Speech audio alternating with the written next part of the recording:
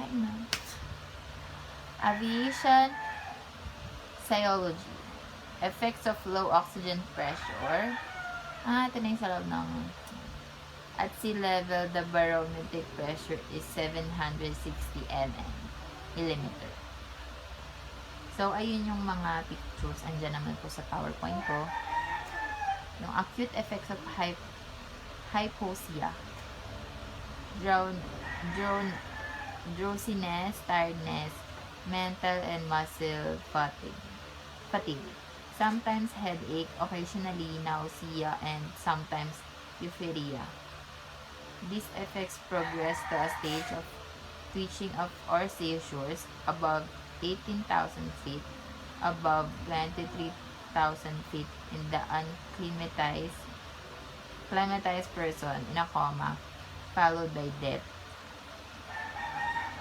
So, ayun, increased pulmonary ventilation, immediate exposure to low stimulate the arterial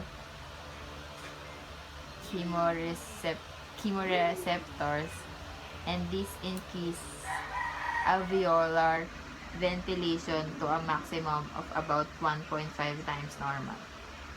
Therefore, compensation occurs within seconds for the high altitude, and it alone, while the person to rise several thousand feet higher. Then, if the person remain at very high altitude for several days, the chemoreceptors increase ventilation still more up, about 5 times normal.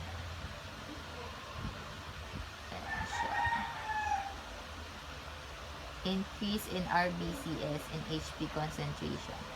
Hypoxia is the principal stimulus for causing an increase in red blood cells production.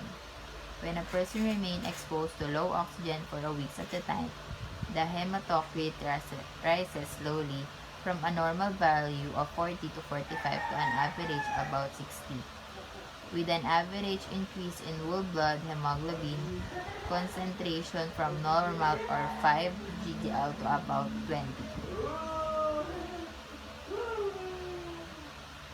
So, cellular acclimatization. In animals native or altitude of 13,000 to 17,000 feet, cell mitochondria and cellular oxidative enzyme systems are slightly more plentiful than a sea level inhabitants. The tissue cells of high altitude acclimatized human being also can use oxygen more effectively than can their sea level counterparts.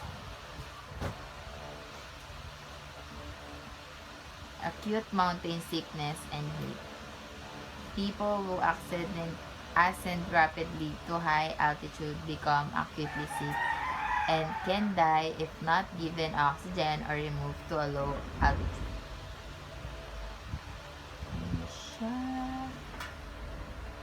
Effects of positives. G. Extremely high acceleratory forces even for a fraction of a second can fracture the vertebral.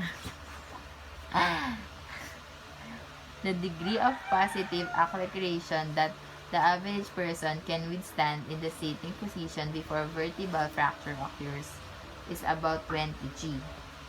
The effects of negative G. The effects of negative G on the body are less intense acutely but possibly more damaging permanently than the effects of positive G.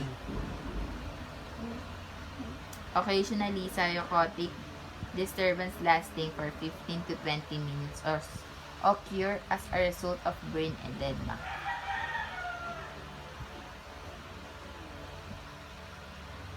Protection of the body against centrifugal forces. If the aviator tightens her abdominal muscles to an extreme degree and leans forward to compress the abdomen. The simplest of this applies positive pressure to the legs and abdomen by inflating tension bags as the G increases. Ayun lang po. Bye-bye.